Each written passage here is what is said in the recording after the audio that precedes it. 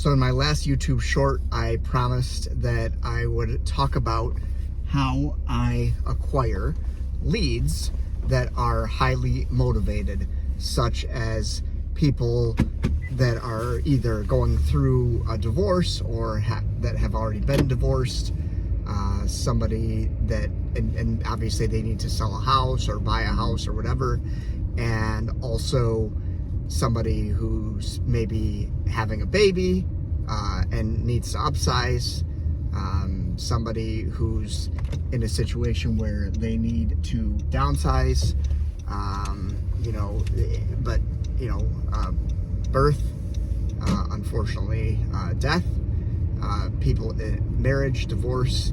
The way I want to talk about how I'm going to get those leads, because there are people who pay a lot of money for lead sources like that. Maybe not all of those, but divorce, things like that. There's lots of people paying a lot of money for leads, for real estate leads, because people, are going to move potentially when these life circumstances happen. And the way that I get these, and the way that you can without paying exorbitant amounts of money, is circle prospecting, and otherwise known as cold calling, or calling around just listed or just sold. I'm driving, by the way, so that's why I might not be looking at the camera here. And the thing is, like, the question you might ask is, well, how can you target these property owners that have these situations when you're circle prospecting? And the reality is, you don't target them. What you do is you run a proper circle prospecting campaign or cold calling campaign. And what that means is that you are going to pick an area or around a recently listed home of yours, or a recently sold listing of yours, or a home that you helped a buyer acquire, or maybe something, if you don't have any pending sales or actual sales, then maybe something that your real estate office has. You can say, hey, we sold this, because you're introducing, as long as you introduce your brokerage and say where you're calling from, which is what you should do on every cold call as a real estate agent. You can then say, hey, we just sold this home or whatever, and you call a high volume of property owners. When you call a high volume of property owners on a regular basis all year long, you are inevitably going to run. People think, oh, circle prospecting, that's just for long-term business, like people who are going to move in 2, 3, and 5 years. That's not true. If you're doing this at a high level like I do, I run into people who are divorce situations. Somebody was married and their spouse passed away. I run into these situations all the time because I talk to a high volume of property owners. So the way to do this, just to get right to the point, sorry for the rambling, is you're going to dial a lot of people. And in my case, and not everyone can do this, because if you're a full-time real estate agent, you can't generate leads all day. You have to service leads and all the things. But like, if the more people you talk, if you can talk to 50 people in a day, every single day for 240 days out of the year, then you are going to run into people who have these situations come up, because it's a numbers game. That's how the real estate cold calling and prospecting game works. The more people you talk to, the more you're going to run into these situations. Now, you might not have time to talk to 50 people, so I'll even say this. If you circle prospect with a triple line dialer for 3 hours a day, nonstop, for 240 days out of the year, I predict that you will come into contact with people who are getting divorced, already got divorced, someone's spouse passed away, these things like that. And the reason I also like, so that's how to do it. That's the secret. That's the way to get these lead sources, these leads, at a lower cost than somebody who's paying for them directly, is you're going to circle prospect and call at a high volume. And also, another advantage of calling these people without actually buying that specific lead source is that people who buy that specific lead source, a lot of times the property owner or the person who they're calling that's dealing with the terrible situation, they feel like, oh, they're like a real estate agent's like an ambulance chaser. And ambulance chasers make money, and there actually is a need for them, kind of. But if you think about it, nobody really respects that person, or a lot of people don't, we'll say. So this is a nice way where you're just going to run into them by accident because you are calling property owners. And I've said this on previous videos, and hopefully you've watched some of those before, is that regardless of, when you're circle prospecting, you always want to come from a position of, hey, I'm just on a scavenger hunt, finding people who are looking to do stuff, or finding people who might be looking to do stuff, and your goal isn't to convince them to do stuff, or your goal isn't even to convince them to work with you. Your goal is to just say, hey, how can I help? And if you do that at a high, with everybody, all property owners, if you have that mindset, and you will run into these people, and when you do run into these people who are in these situations, they will notice that your approach is different than other property owners that they talk to. Other real estate agents that they talk to, because other real estate agents are more like, hey, I understand you're going through this. I specialize in working with people who are going through divorce and helping them move and all the things, or whatever people say. You're gonna sound different, and people are gonna probably be more receptive to your sales pitch, for lack of a better term, even though you're not really gonna pitch. There's no pitch. The pitch is, hey, I'm a real estate agent.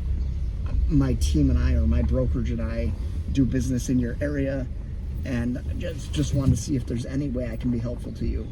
If you approach every call that way, you are going to run into these people, and you're going to have a positive response. Now, going back to something I've talked about in previous videos, what you want to do when you're calling property owners to have the best response is you want to have the best cold call opener you possibly can, and stay away from gimmicky cold call openers. I use a very simple cold call opener that I've been using for 11 years in 2 different industries, real estate now, previous to that, insurance. And I just say, hi, John. That's called assuming the name. I don't say, hi, is this John? Or can I talk to John? Or is John available? I say, hi, John. The person's like, yeah, this is John. Or, yeah, what can I do for you? Hey, John, this is Brad Mycon, real estate agent from XYZ company. How are you? And the person will say, I'm good. How are you? Or whatever they say. And I'll say, I'm good. Thank you, John. John, and then you want to, this is a permission-based pitch or setup. You want to say, you want to find out if you're catching them at a good time, but you don't want to say, is this a good time to talk? Because that's never a good time for a sales call or a cold call from a real estate agent or any other industry. And it's always a bad time for us. So you don't want to say, is it a bad time? Or can I steal a couple minutes from you? I just say, am I catching you at an okay time? Because that's neutral. But I add in the qualification for literally just a minute or two. And I say it exactly that way. I don't just say, am I catching you at an okay time for just a minute or two? No, I say, John, am I catching you at an okay time for literally just a minute or two? Like, I trail off that way. I don't know if it's neuro-linguistic programming or not subliminal messaging, whatever it is, like, people respond to that. Like, am I catching you at an okay time for just a minute or two? People respond really well to that, because you're not going to sound like every other salesperson who's just going to say something gimmicky, number one. People think, oh, you shouldn't ask if it's a bad time because you're just inviting the no and inviting the rejection. No, your people are respecting it. Sure, you're inviting it on some level, but when you're talking to a high volume of people, there's going to be enough people who are going to respect the fact that you didn't just bulldoze them with your pitch. And then also, you also want to speak slowly after you assume the name, and you're like, hey, John, this is Bob Smith, real estate agent from XYZ company. How are you? You want to say that slow enough that they can hear you, because they're not really listening. And salespeople talk fast. So you want to do that. And then you're like, they're like, okay, I like this person. This person asked if it's an okay time. No, I got a minute. Hey, I don't want to take up a lot of your time, but I just listed a house for sale, or I just sold a house in your area, or I'm about to list a house for sale in your area, or my team just sold a home in your area, or my real estate brokerage just sold a home in your area. I was just reaching out to see if there's anything in the world I can do for you. And some of them will say, anything as far as what? And you can say real estate, but I really like making them ask, like, because I will do anything for them, even non-real estate related. That's the trick too, and you tell, if somebody says, well, I'm not, if you're asking me because you want to list my house for sale, I'm like, I'm just trying to see if I can help you in some way. Like, it doesn't even have to be real estate related. And I tell them that, like, they're not going to call you on it. I mean, if they do, then help them out, rake their leaves, shovel their snow, whatever they ask you to do, bring them groceries. I don't know, like, whatever it is, that's going to earn you respect, and it's going to earn you business opportunities. So that's how I approach it. And then, of course, like, I go through the rest of my pitch. But the point is, the more property owners that you talk to when you're cold calling, the more people that you're going to run into who are going to have to move regardless of whatever you think is going on in the market that's causing nobody to move. First of all, there's always people who need to downsize because they're getting older and they can't handle stairs. There's always people getting married. There's always people getting divorced. There's always people having kids. There's always, kids moving out of homes that their parents raised them in the home, and the kids are moving out, and now the parents are empty nesters. There's always those situations. And if you're dialing 3 hours focused every day on a triple line dialer, you will run into those property owners on occasion. You can't necessarily predict when you're going to do it, but at least it beats having to pay exorbitant amounts of money to a lead company that sells this data, so that you don't have to feel and sound like an ambulance chaser.